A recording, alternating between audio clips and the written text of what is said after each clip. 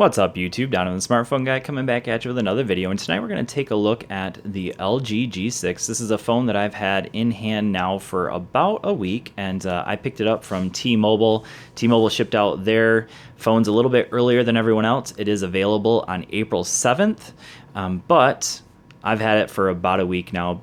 Thank you, T-Mobile. So with that being said, I want to share with you the 5 reasons why I think you should consider, 5 reasons why you should consider picking up the LG G6. Now, stay tuned tomorrow night, because tomorrow night I'm going to talk about 5 reasons why you shouldn't buy the LG G6. So with that being said, let's talk about number 1 reason why you should pick up the LG G6, and that is the build quality. So just for kind of a quick comparison, this is the Moto G5 Plus, which I do also really like. This is a phone that basically, if I were to take it out of the case, you would notice that they're basically the exact same size phone. The only difference being that the G5 Plus is slightly thicker and it has that camera hump. Other than that, basically the same size phone. Biggest difference being that phone has a 5.2 inch screen. This phone has a 5.7 inch screen that is 2K. Now, this is a beautiful design, not only on the front with that beautiful display, but also on the rear with this just awesome, very grippy back. So this is Gorilla Glass 5, not Flive, 5, and it is the cameras. Notice that they don't stick out at all. The fingerprint sensor works very well. We got the nice metal build around the outside, so definitely the design is top notch, and I give LG huge props for improving from the G5 to the G6 the design. Without a doubt, this is a beautiful phone. So that's number 1. Number 2, the cameras. So the cameras on this phone, and I'm referring specifically to the rear cameras now.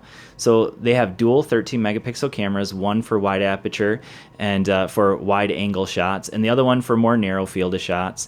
And it does shoot in 4K. The video quality on this phone has been superb. I've been using it for some of my YouTube videos. It does an awesome job of shooting in 4K, which I tend to not use.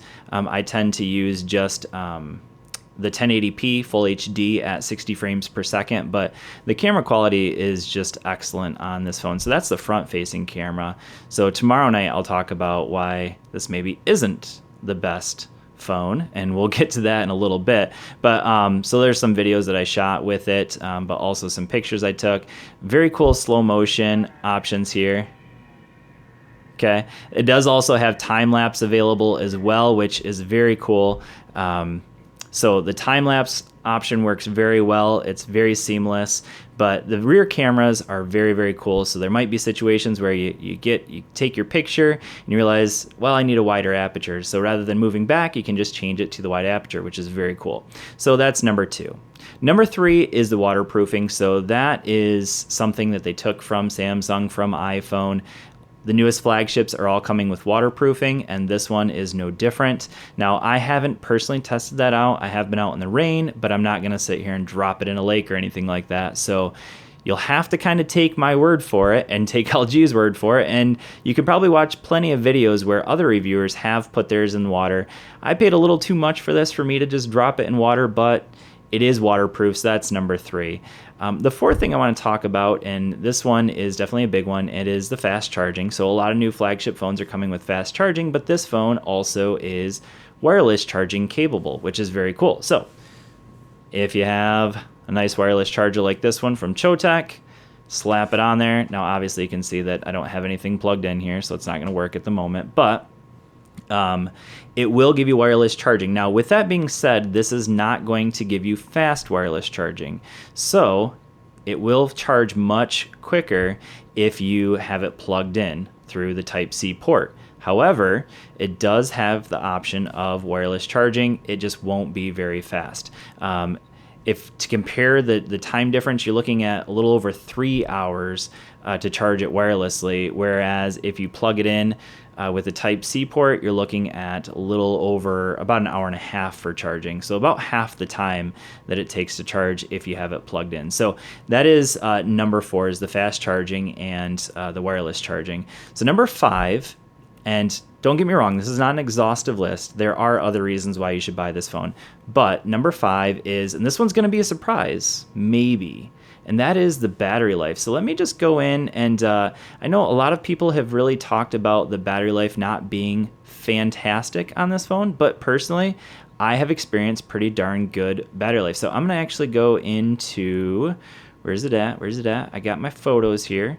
So I'm going to take a look at some screenshots I took here. So here's a screenshot I took of today's battery usage. So 4.5 hours of screen on time. At that moment, I was at around 10% battery life. So it was starting to enter into battery saving mode automatically.